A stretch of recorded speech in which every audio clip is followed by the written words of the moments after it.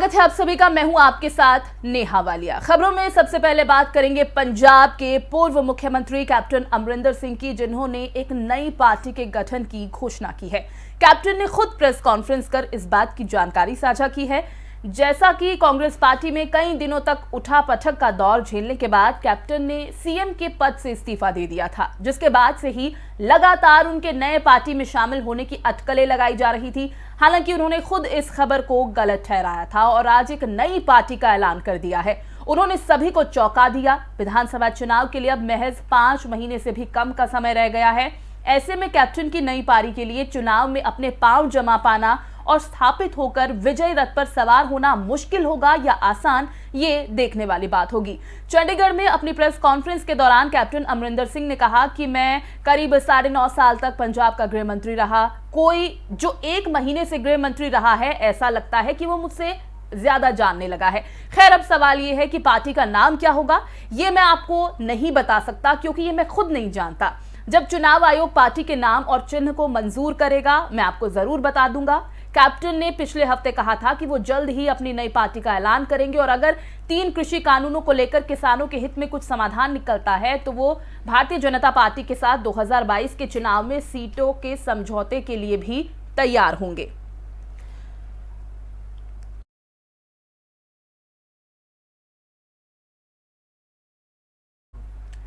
तो अब क्या निकलकर सामने आएगा, ये तो देखने वाली बात होगी। साथ ही ग्राफिक्स के जरिए भी आपको समझाएंगे कि किस तरह से पार्टी के गठन का ऐलान उनकी तरफ से कर दिया गया है। एक बड़ा ऐलान इसे कहा जा सकता है क्योंकि उम्मीद की जा रही थी कि कैप्टन अब अपने जब सीएम पद से इस्तीफा दे चुके हैं तो शायद वो किसी नई पार्टी का ऐलान करेंगे। तो उन्होंने आज अपने प्रेस कॉन्फ्रेंस के जरिए ऐलान कर दिया है कि वो नए पार्टी का गठन करने वाले हैं। और इसी के साथ आपको ये भी बता दें कि उन्होंने कई ऐसी बातें कही हैं इस प्रेस कॉन्फ्रेंस के दौरान, जिस पर हम चर्चा भी करेंगे और विस्तार से जानेंगे कि आखिर ये जो टिप्पणियां उनकी तरफ से कह सकते हैं की गई हैं, उनका मतलब क्या है। इस पर ज्यादा बातचीत के लिए कांग्रेस से जगदीश शर्मा जी हैं हमारे साथ और बीजेपी से कैप्टन आई सिंह हैं हमारे साथ। आप दोनों का बहुत बहुत स्वागत है एफएम न्यूज में।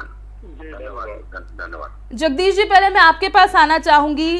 कैप्टन अमरिंदर सिंह ने ऐलान कर दिया है नए पार्टी का, सभी को चौंका दिया है। खैर, हर कोई जानता था कि शायद वो नई पार्टी का ऐलान कर सकते हैं, लेकिन उन्होंने एक बात कही है कि कई कांग्रेसी उनके साथ संपर्क में है। कौन लोग लगता है ये हैं उनके साथ? देखिए मैडम, पार्टी का ऐलान करना कोई बड़ी बात नहीं है। उन्होंने बना लिया, अच्छी बात, उनको बधाई। पर समझता है कि पार्टी में गए कितने लोग हैं। मैं समझता हूँ जब जब भी मीटिंग बुलाई है मुख्यमंत्री, पूर्व मुख्यमंत्री जो सभी ने छोड़ दिया है। पार्टी बनाना और पार्टी चलाना बहुत बड़ी बात है। अगर ये पार्टी चलाने में इतना विश्वास रखते हैं तो कांग्रेस की जो स्थिति किसी छिपे नहीं, किसी से मिलते नहीं, क्यों हटाया गया, सबसे बड़ा सवाल ये है। उनका हटाने का कारण है, ना तो उन्होंने किसानों की बात करी, ना कार्यकर्ताओं से मिलते थे, ना किसी नेता को सम्मान देते थे। सारे नेता उनके खिलाफ थे। और जब पार्टी कोई छोड़ के जाए, नई पार्टी बनाए, तो मैं बता दूं कार्यकर्ता साथ नहीं जाता है। कार्यकर्ता अपने विश्वास के साथ अपनी पार्टी के साथ आज भी खड़ा है और पहले भी खड़ा था। समय आने पे आपको भी दिखेगा इन्होंने कि इनको कितना बड़ा नुकसान हुआ, फायदा हुआ। इनकी सोच तो यहाँ थी कि भारतीय जनता पार्टी में चले जाए, पर भारतीय जनता पार्टी को पता था कैप्टन को लेने से उनका भी नुकसान होगा, इसलिए दूरी बना ली और कह दिया अगली पार्टी बना लो। ये उनके साथ इशारे पे काम चल रहा है, ये सब जानते हैं। ठीक है, ठीक है। कैप्टन आई सिंह जी, आपके पास आना चाहूंगी। आप जगदीश जी की बात से क्या सहमत हैं जो वो कह रहे हैं? नहीं, जगदीश जी की ये अपनी सोच है, वो अपनी पार्टी के हिसाब से बता रहे हैं। अरविंदर सिंह एक पंजाब के जाने माने चेहरा है। वो पहले भी मुख्यमंत्री रहे, 4.5 साल अभी रहे। और अब जो है ना, कांग्रेस पार्टी अगर उनके ऊपर का है कि उन्होंने न किसान की बात करी, न पार्टी हित की बात करी, तो ये कहना इनका गलत होगा। हो सकता है कि उनकी पार्टी छोड़ जाने से ये कांग्रेस की बौखलाहट दिखाई दे रही है। तो ये जो आरोप ये आज लगा रहे हैं, ये आरोप उनको सत्ता में रहते लगाना चाहिए। बिल्कुल बिल्कुल। उस टाइम इन्होंने कुछ नहीं कहा, जब वो पार्टी छोड़ गए तो उनके ऊपर दुनिया भर के आरोप लगाने लग गए। तो ये कांग्रेस की बौखलाहट है कि ये कांग्रेस पार्टी खुद जानती है कि पंजाब के अंदर अरविंदर सिंह एक जाने माने चेहरा है। और वहाँ पंजाब में इनकी अगर सरकार पिछली बार बनी हुई थी तो उन्हीं के चेहरे पे बनी थी जी। और अब की बार उन्होंने अपनी पार्टी अलग बनाई है। तो उनके पास एक चीज तो मैं कहना चाहूंगा कि उनके पास खोने के लिए अभी कुछ भी नहीं है। मगर हासिल करने के लिए उनके पास बहुत कुछ है। मगर कांग्रेस के पास सब कुछ खोने के ही लिए है, कांग्रेस के पास पाने के लिए कुछ नहीं बचा है। क्योंकि अरविंदर सिंह का अलग हो जाना, एक जाना माना कांग्रेस का चेहरा, जिसके ऊपर पंजाब में सरकार जिसके नाम से बनी है, और उसका चले जाना तो कांग्रेस के लिए बहुत बड़ा दुर्भाग्य है। जगदीश जी, आपने बोला कि उनके रहते बहुत सारे ऐसे काम जो नहीं हुए हैं, विकास होना था तो तब क्यों नहीं किया, अपनी पार्टी बनाएंगे तो हम तब देखेंगे, पार्टी का ऐलान करना और फिर आगे चलकर काम करना दो अलग अलग चीजें होती हैं। खैर, लेकिन आज जब उन्होंने प्रेस कॉन्फ्रेंस की तो उन्होंने घोषणा पत्र दिखाया कांग्रेस पार्टी के समय का और बताया कि देखिए इसमें हमने करीब 92% जो काम है वो पूरे किए हैं, जितने वायदे थे हमने कोशिश की कि सभी को पूरा किया जाए, ये सब बताया उन्होंने। देखिए मैडम, बात आपकी ठीक है, काम तो उन्होंने करे हैं, पर समस्या क्या थी, कार्यकर्ता नेताओं से नहीं मिलते थे। किसानों की बात कभी भी उन्होंने खुल के नहीं करी, जैसे आपके मुख्यमंत्री चन्नी कर रहे हैं। पहले दिन ही सबके कर्जे माफ कर दिए, बिजली के बिल माफ कर दिए, ये सब उनको करना चाहिए था। लेकिन वो जो उनका वहाँ जिस तरह का माहौल था, वो उस माहौल को देखते हुए वो पार्टी को भी उनसे घुटन शुरू होगी, तो सुनते नहीं थे किसी की। और अब उनको पता लग जाएगा नहीं पार्टी में उनका कितना बड़ा कद है, कितने बड़े नेता है, चुनाव आ रहे सर पे, अगर उनकी 2 सीट भी निकल जाए तो आप देख लेना, ये दावे से कह रहा हूं मैं, पार्टी से बड़ा कोई नेता नहीं होता, पार्टी बड़ी होती है। उन्होंने पार्टी को कभी सम्मान नहीं दिया, हमने उनको सम्मान दिया, हमारे नेताओं ने उनको सम्मान दिया, हमेशा उनकी बात को माना। लेकिन उन्होंने कभी इस तरह की अपने आप को घमंड और अहंकार में इतने चूर हो गए थे कि उसका रिजल्ट अब सामने आ गया है। और अब देश, पंजाब के लोग देखेंगे, पंजाब के लोगों ने तो हटवाया क्या कि पंजाब के नेताओं ने हटवाया कि काम नहीं कर रहे हैं, तो हाईकमान कब तक इनको झेलती, आखिर फिर डिसीजन लेना पड़ा। उन्होंने पार्टी नहीं छोड़ी, उनको मजबूर करा कि आप इस्तीफा दे दीजिए। मेरे भाई IP सिंह जी को शायद पता नहीं है, उनसे इस्तीफा लिया है। और उन्होंने एक भी आदमी के साथ 1 या 2 छोड़ के जो विधायक के जो नजदीकी थे वो तो गए, बाकी सबने दूरी बना ली। ठीक है, लेकिन कैप्टन अमरिंदर सिंह तो ये भी कह रहे हैं कि उनके समर्थकों को डराया जा रहा है, धमकाया जा रहा है। हमने क्या मोदी डरा रहा है कि अमित शाह डरा रहे हैं? तो आप बताएं ना, आरोप लगा रहे हैं वो आप लोगों पर। उनके समर्थक जो है वो अपनी करनी से डर रहे हैं, हम क्यों आरोप लगाएंगे? वो तो ये भी कह रहे हैं कि जब से नवजोत सिंह सिद्धू आए हैं तब से जो क्रेडिबिलिटी है वो कम हुई है, 25% कम हुई है कांग्रेस पार्टी की। देखिए ये सब समय बताएगा। एक दलित नेता को बैठाना, और वो ऐसा नेता जो सुबह शाम, राजनीति का मतलब है जनता के बीच में रहना। आपने मुख्यमंत्री चन्नी को देखा हुआ, जिस दिन से बने उसी दिन से जनता के बीच में है, जनता की बात कर रहे हैं, जनता के हितों की लड़ाई लड़ेंगे। तो एक मौका मिलना चाहिए दलित नेता को, और मिलेगा। आज पूरा पंजाब कह रहा है कि हम चलिए, ये मौका आपने उन्हें दिया है, मौका आपने उन्हें दिया है, लेकिन मौका जब ये कैप्टन अमरिंदर सिंह के पास था तो सबने देखा कि उन्होंने भी पंजाब में क्या कुछ किया है। सिंह साहब, आपके पास मैं लौटना चाहूंगी और सवाल आपसे ये है कि जिस तरह से अब अपने पार्टी का ऐलान अमरिंदर सिंह ने कर दिया है और वो कृषि कानून को लेकर भी अपनी बात रखते नजर आए, उन्होंने कहा कि अगर इस पर बातचीत होती है सरकार के साथ तो बीजेपी के साथ 2022 के चुनाव में सीटों के लिए समझौते के लिए भी शायद वो तैयार हो सकते हैं। बिल्कुल नेहा जी, उनकी जो चर्चा हमारे साथ होगी तो किसानों का जो मुद्दा है, सरकार ने शुरू से ही कहा है कि हम किसानों से दूर नहीं है। किसानों के साथ हमने हर बार समझौता करने के लिए, चर्चा करने के लिए किसानों को बुलाया, उन्हें समय दिया, और 11 बार की चर्चा भी उनके साथ हुई।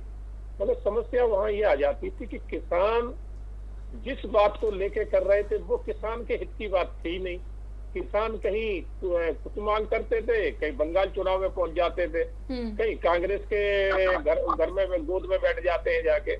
तो किसान जो वहाँ जो मांग कर रहे थे वो, अरविंदर सिंह एक बहुत सुलझे हुए नेता है पंजाब के, और अगर वो तरीका से बात करेंगे उसको, अगर केंद्र की सरकार बिल्कुल उनके पता अनुसार अगर कोई सोल्यूशन निकलेगा तो जरूर निकालेंगे, ऐसी बात नहीं है।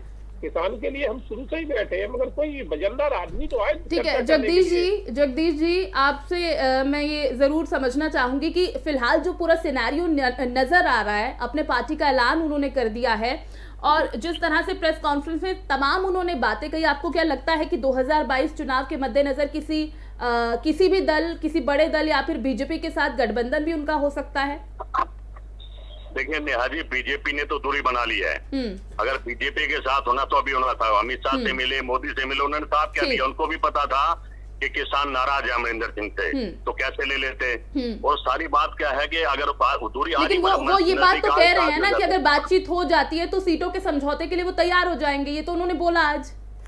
देखिए, भारतीय जनता पार्टी के तो वो बताएंगे, वो कभी इनको साथ नहीं लेंगे। अगर ये वाकई जमीन के नेता, जमीन से इन्होंने काम करा होता, जो वादे करे थे, तो कोई भी ले लेता। मैं कहता हूँ कहीं ना कहीं पंजाब इन पे नाराज था, हमारी भी मजबूरी थी।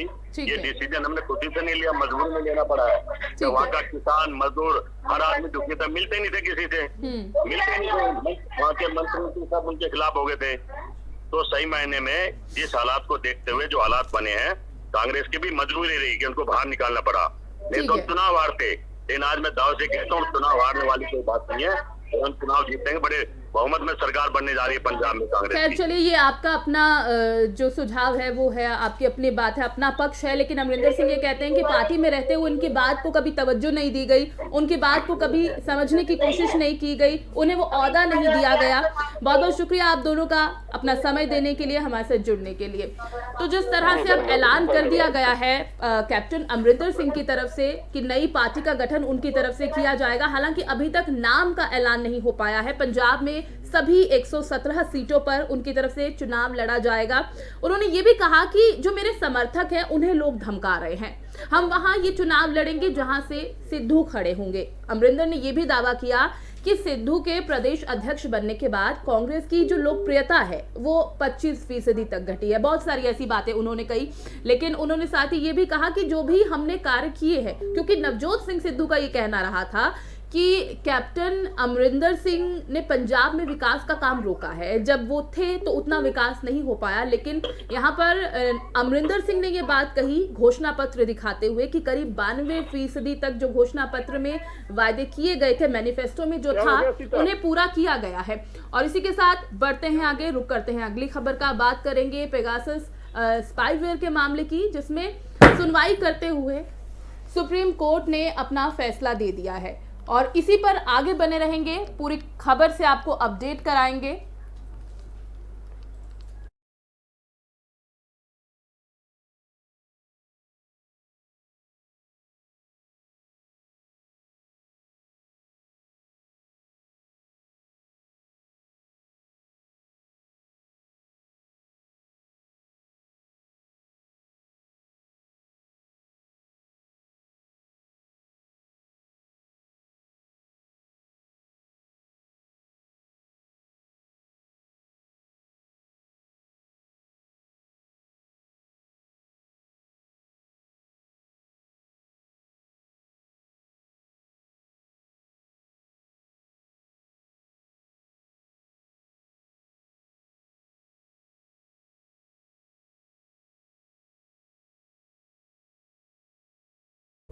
एक छोटी सी ब्रेक के लिए यहाँ रुक रहे हैं, जल्द हाजिर होंगे।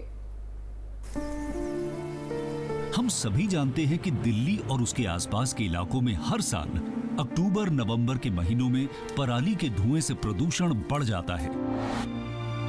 सर्दियों में पंजाब, हरियाणा और उत्तर प्रदेश में पराली के जलने वाले धुएं से दिल्ली के करोड़ों लोगों को सांस लेने में तकलीफ होती है।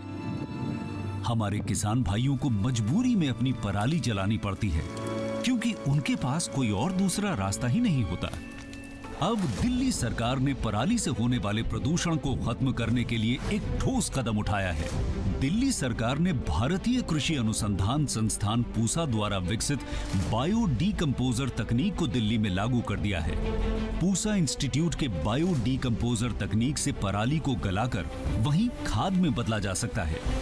दिल्ली सरकार ने इस तकनीक को लागू कर दिया है और इसका सारा खर्च दिल्ली सरकार उठा रही है। और जब खेत में ही उस पराली का खाद बन जाएगा तो वो जमीन की उर्वरता भी बढ़ाएगा, मतलब किसानों की अगली फसल भी बढ़िया होगी। यही तो हमारे किसानों को चाहिए। और सबसे बड़ी बात, जब पराली नहीं जलेगी तो प्रदूषण भी नहीं होगा। इसमें सबका फायदा है। पहले हमें अपनी पराली जलानी पड़ती थी, लेकिन इस बार हमें ऐसा नहीं करना पड़ा। दिल्ली सरकार ने पराली को खाद में बदलने के लिए हमारे खेतों में ये छिड़काव करवाया है। ये बहुत ही आसान था और हमें तो बहुत फ़ायदा हुआ। ये पूरा काम दिल्ली सरकार ने खुद कराया है, हमें तो एक पैसा नहीं देना पड़ा और हमारी पराली यही खेत में ही खाद बन गई है और प्रदूषण भी नहीं हुआ। ये बहुत बढ़िया समाधान है। दिल्ली सरकार प्रदूषण को खत्म करने के लिए युद्ध स्तर पर तो काम कर ही रही है, साथ ही किसानों की सुविधाओं का भी पूरा ख्याल रखा जा रहा है।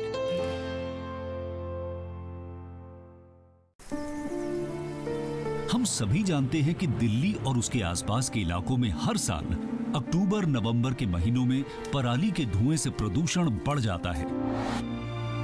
सर्दियों में पंजाब, हरियाणा और उत्तर प्रदेश में पराली के जलने वाले धुएं से दिल्ली के करोड़ों लोगों को सांस लेने में तकलीफ होती है। हमारे किसान भाइयों को मजबूरी में अपनी पराली जलानी पड़ती है, क्योंकि उनके पास कोई और दूसरा रास्ता ही नहीं होता। अब दिल्ली सरकार ने पराली से होने वाले प्रदूषण को खत्म करने के लिए एक ठोस कदम उठाया है। दिल्ली सरकार ने भारतीय कृषि अनुसंधान संस्थान पूसा द्वारा विकसित बायो डीकंपोजर तकनीक को दिल्ली में लागू कर दिया है। पूसा इंस्टीट्यूट के बायो डीकंपोजर तकनीक से पराली को गलाकर वहीं खाद में बदला जा सकता है। दिल्ली सरकार ने इस तकनीक को लागू कर दिया है और इसका सारा खर्च दिल्ली सरकार उठा रही है। और जब खेत में ही उस पराली का खाद बन जाएगा तो वो जमीन की उर्वरता भी बढ़ाएगा, मतलब किसानों की अगली फसल भी बढ़िया होगी। यही तो हमारे किसानों को चाहिए। और सबसे बड़ी बात, जब पराली नहीं जलेगी तो प्रदूषण भी नहीं होगा। इसमें सबका फायदा है। पहले हमें अपनी पराली जलानी पड़ती थी, लेकिन इस बार हमें ऐसा नहीं करना पड़ा। दिल्ली सरकार ने पराली को खाद में बदलने के लिए हमारे खेतों में ये छिड़काव करवाया। ये बहुत ही आसान था और हमें तो बहुत फ़ायदा हुआ। ये पूरा काम दिल्ली सरकार ने खुद कराया है, हमें तो एक पैसा नहीं देना पड़ा। और हमारी पराली यही खेत में ही खाद बन गई है और प्रदूषण भी नहीं हुआ। ये बहुत बढ़िया समाधान है। दिल्ली सरकार प्रदूषण को खत्म करने के लिए युद्ध स्तर पर तो काम कर ही रही है, साथ ही किसानों की सुविधाओं का भी पूरा ख्याल रखा जा रहा है।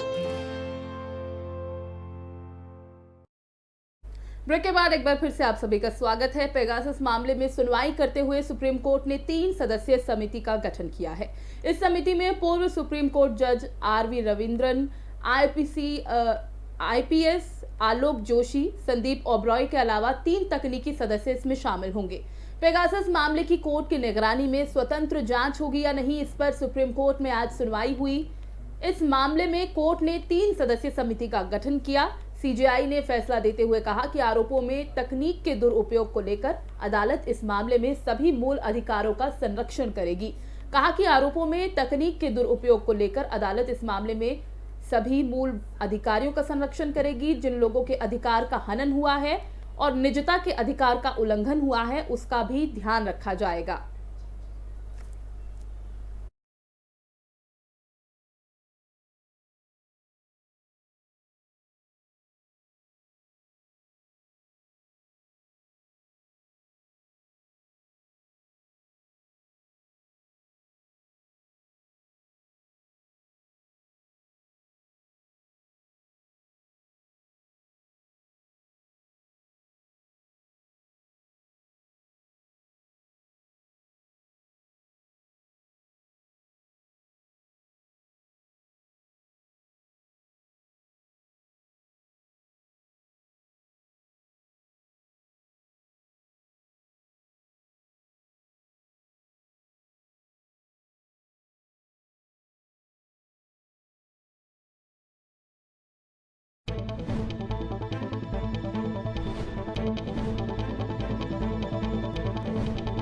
और प्रहरी के रूप में प्रेस की भूमिका पर गलत प्रभाव डाल सकती है। ये भी कहा गया कि एजेंसियों द्वारा एकत्र की गई जानकारी आतंकवाद के खिलाफ लड़ाई में बेहद जरूरी होती है, लेकिन निजता के अधिकार में तभी हस्तक्षेप हो सकता है जब राष्ट्रीय हितों की सुरक्षा के लिए ये बहुत जरूरी हो। पेगासस केस की सुनवाई में सुप्रीम कोर्ट का ये अहम आदेश सामने आया है। और अब ये भी बताते चलते हैं कि आखिर ये सॉफ्टवेयर कैसे जासूसी करता है, कैसे फोन के जरिए काम करता है। तो एक जासूसी सॉफ्टवेयर का नाम है ये। जासूसी सॉफ्टवेयर होने की वजह से इसे स्पाईवेयर भी कहा जाता है। और आपको बता दें कि इसके जरिए ग्लोबली 50,000 से ज्यादा फोन को टारगेट अभी तक किया जा चुका है, यानी कि काफी ज्यादा। अगर हम आईफोन की बात करें तो इसे आई मैसेज बग का फायदा लेकर इंस्टॉल करवाया जाता है और इससे फोन की नई खामी जिसके बारे में फोन या सॉफ्टवेयर कंपनी को पता नहीं होता, उसके जरिए फोन में डाल दिया जाता है।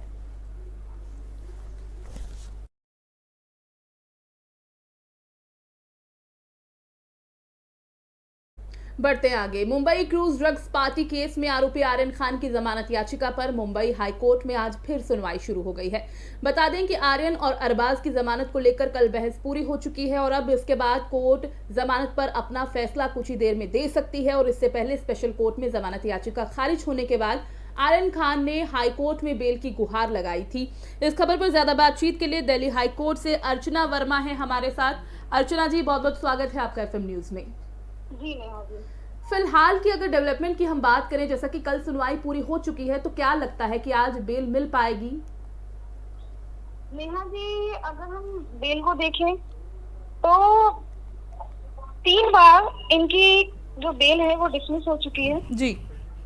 स्पेशल कोर्ट से, जो NDPA की कोर्ट है, मजिस्ट्रेट कोर्ट और सेशन कोर्ट। अब इन्होंने मुंबई हाई कोर्ट का दरवाजा खटखटाया है। जी जी। जिसे भारत के जो अटॉर्नी जनरल है मुकुल रोहतगी, वो देख रहे हैं इस बेल को, प्रेजेंट कर रहे हैं जी। देखना अब ये है कि बेल होगी या नहीं, क्योंकि इसमें 2 एक्यूज जो हैं, अविन साहू और मनीष, उनकी बेल हो चुकी है। तो अब कहीं ना कहीं उम्मीद ये लग रही है कि बेल हो भी सकती है और नहीं भी हो सकती है। लेकिन जैसा कि अभी तक जो हम सुन रहे हैं इस पूरे मामले को देखते हुए, या जो भी खबरें निकलकर सामने आ रही हैं, उससे यही पता चल रहा है कि अब केस जो है वीक होता पड़ रहा है। उसकी क्रेडिबिलिटी अब गवाहों की कहीं की कम हो रही है, क्योंकि NCB की तरफ से जो बार बार कहा जा रहा है कि बेल नहीं होनी चाहिए, और वानखेड़े को लेकर जो जांच की बातें अब सामने आ रही हैं, उसे देखते हुए कहा जा रहा है कि शायद कहीं ना कहीं बेल मिल सकती है आर्यन को। हाँ, कहीं ना कहीं बेल मिल सकती है, क्योंकि अगर हम लीगल वे से देखें तो यहाँ पे 2 जो को-एक्यूज है उसकी बेल हो चुकी है। हाँ। तो हाई कोर्ट कहीं ना कहीं से कंसीडर करेगी कि जितने भी एक्यूज थे उतने में से 2 एक्यूज की बेल हो चुकी है। जी जी। हाँ, तो कहीं ना कहीं मामला जो है सुरक्षित है अभी। ठीक है अर्चना जी, बहुत बहुत शुक्रिया आपका FM न्यूज के साथ जुड़ने के लिए। तो अब देखना ये होगा कि कितनी देर में कोर्ट की तरफ से फैसला सुनाया जाता है, आर्यन खान को आज बेल मिल पाएगी या नहीं। बढ़ते हैं आगे, बात करेंगे लालू प्रसाद यादव की। भले ही लालू 6 साल बाद चुनावी मैदान में लौटे हों, लेकिन लालू का अंदाज वही पुराना था, तेवर वही थे। वो अपने उसी अंदाज में आज जमकर विरोधियों पर भी बरसे और इस दौरान नीतीश कुमार उनके निशाने पर थे, जिनके बारे में उन्होंने कहा एक दिन नीतीश कुमार मिट्टी में मिल जाएंगे। बता दें कि बिहार में लंबे अरसे बाद RJD सुप्रीमो लालू प्रसाद यादव चुनावी मंच पर नजर आए। नीतीश कुमार को आड़े हाथों लेते हुए लालू ने कहा कि बिहार की जनता ने तेजस्वी यादव को मुख्यमंत्री चुन लिया था, लेकिन नीतीश ने बेईमानी करके सरकार बनाई है। हम बाहर होते तो नीतीश हिम्मत नहीं कर पाते। अब मैं आ गया हूं और आप लोगों के बीच रहूंगा। इसके साथ ही जातिगत जनगणना की लड़ाई छेड़ने की लोगों से भी अपील की है। बताते चलें कि लालू प्रसाद यादव ने बिहार के तारापुर सीट पर रैली को संबोधित करते हुए कहा कि सांप्रदायिक ताकतों के आगे हार नहीं माननी है। लालू यादव बोले कि बीजेपी से उन्होंने कभी समझौता नहीं किया, लेकिन नीतीश कुमार अब नाथूराम गोडसे के समर्थक हो गए हैं। ये भी कहते नजर आए कि नीतीश कहा करते थे कि मिट्टी में मिल जाएंगे, लेकिन बीजेपी के साथ हाथ नहीं मिलाएंगे। हमने उन्हें मुख्यमंत्री बनाया और पलटू राम बीजेपी के साथ चले गए। नीतीश को अहंकारी बताते हुए लालू ने कहा कि तेजस्वी यादव ने मुख्यमंत्री नीतीश कुमार का बुखार छुड़ा रखा है, और साथ ही लालू यादव ने विपक्षियों को भी अपने निशाने पर लिया।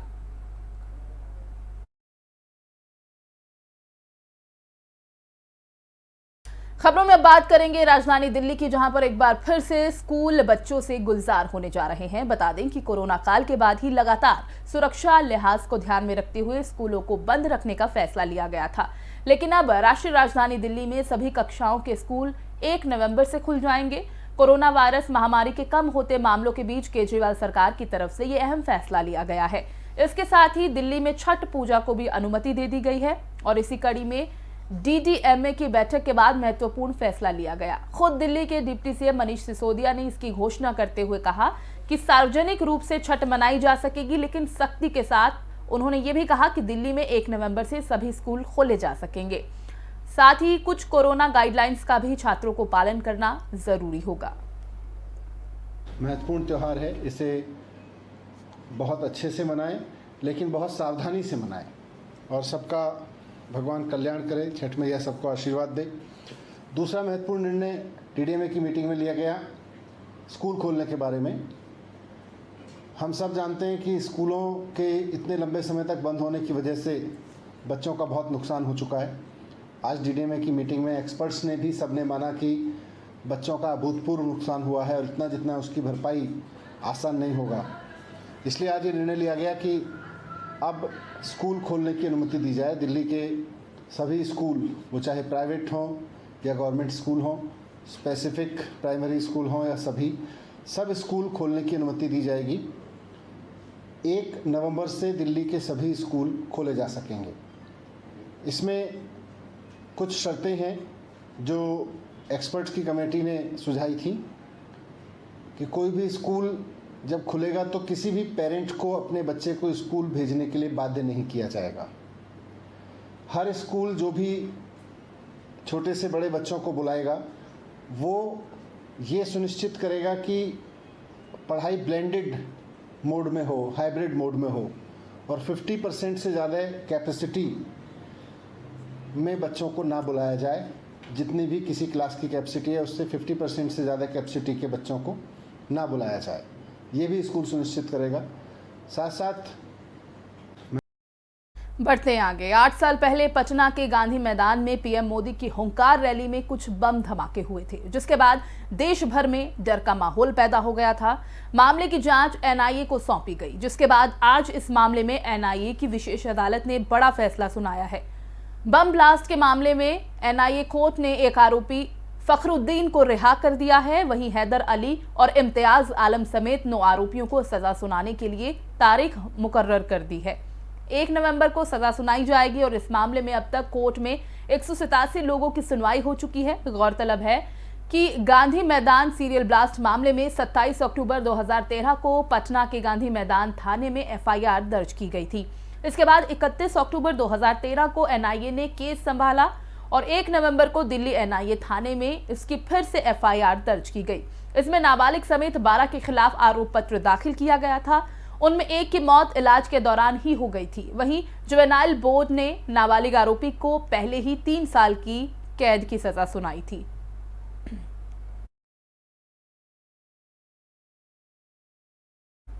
वहीं चीन में कोरोना संक्रमण के मामलों में फिर से तेजी आई है, जिसे देखते हुए चीन की सरकार ने एक बार फिर लॉकडाउन लगा दिया है। पिछले 1 हफ्ते में चीन के 11 राज्यों में कोरोना संक्रमण के करीब 100 से ज्यादा मामले सामने आ चुके हैं और इसके बाद सख्त लॉकडाउन वहां लगा दिया गया। रिपोर्ट के मुताबिक 40 लाख की आबादी वाले शहर लैंजौ में भी लॉकडाउन लगा दिया गया है। जानकारी के मुताबिक चीन के भीतरी मंगोलिया क्षेत्र के काउंटी इंजिन में कोरोना के मामले मिले हैं, जिसके बाद चीन ने लॉकडाउन का ऐलान किया है।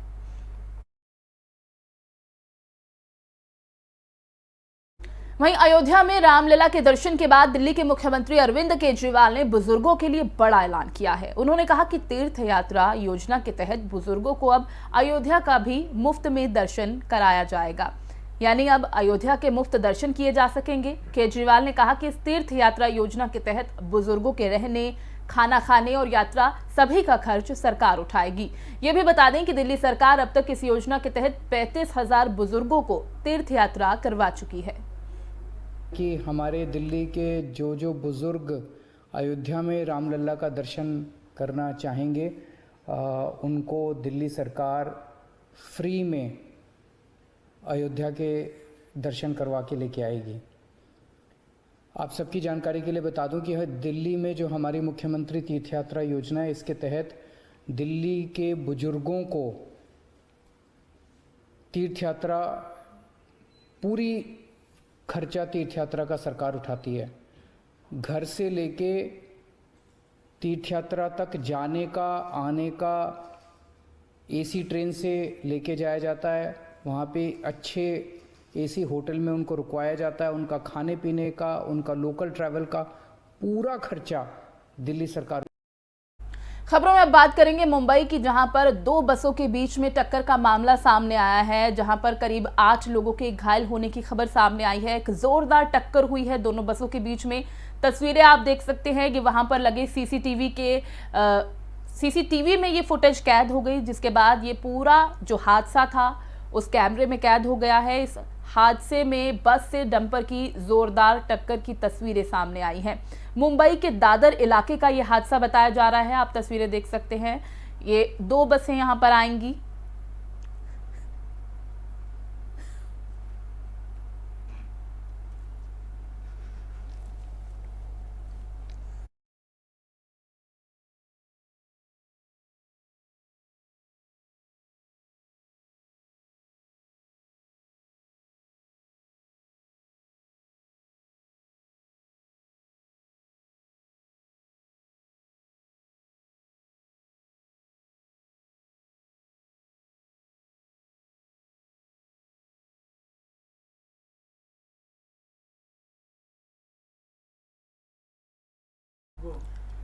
तो इस हादसे में 8 लोगों के घायल होने की खबर है। बस से डंपर की ये जोरदार टक्कर हुई है। मुंबई के दादर का ये मामला बताया जा रहा है और 2 बसों के बीच ये टक्कर हुई।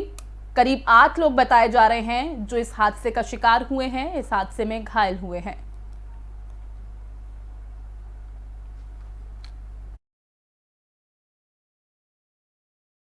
इस बुलेटिन में फिलहाल बस इतना ही। देश और दुनिया की तमाम अहम खबरों के लिए आप देखते रहिए FM न्यूज़।